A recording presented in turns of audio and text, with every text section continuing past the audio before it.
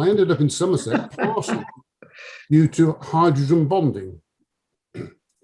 And the reason for that was that back in the 70s, I was working on this product, which is called Kappa 420. It's a copolymer of caprolactone and ethylene oxide. And it was developed by a company called LaPorte Industries, who I was working for at the time in Luton.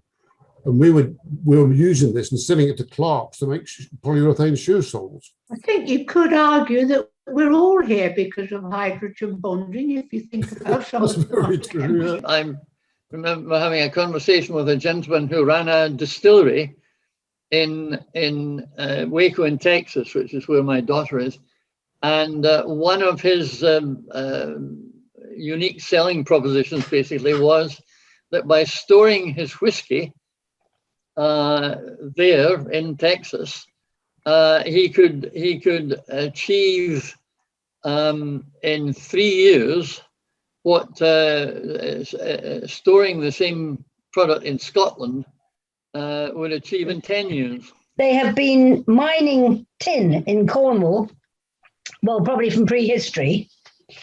But the last one working mine, tin mine in Cornwall, closed in 1998 after 400 years of continuous use. And that's that. It's all gone. Indium, which is most notably used in the semiconductor industry, in low melting point alloys as solders and vacuum seals and coatings on glass, particularly solar panels. It's a technology critical element. It has no biological role, and suddenly it's in the tin in Cornwall. So the mines, they're opening up these mines again to look for indium. It's been ignored before as being useless because they didn't know a use for it. And even when it was discovered, they hadn't found a particular use for it. Apparently less than 1 in 10 plants have blue flowers and far fewer animals are blue. There are some notable exceptions and some really quite interesting ones. There's a blue jay, blue whale, which isn't really blue anyway. You can get blue butterflies, blue frogs, parrots, bluebells, blue, and the sky's blue. Nice picture of the sky being blue and water being blue. Yeah. Can you see the picture on that? Can you see there's a blue? Yes. That stone was brought to me by a child when I was doing reading at school. She brought me as, we were talking about treasure. And she brought me that as her treasure. And I don't know anything about it or where it's from or anything about it, except I took its photograph. But it's quite a different blue from your lapis. Yes, because the lapis is a very dark blue. Very dark. Beautiful colour, yes. Whereas this is very, very pale. Yes, it is. Hmm.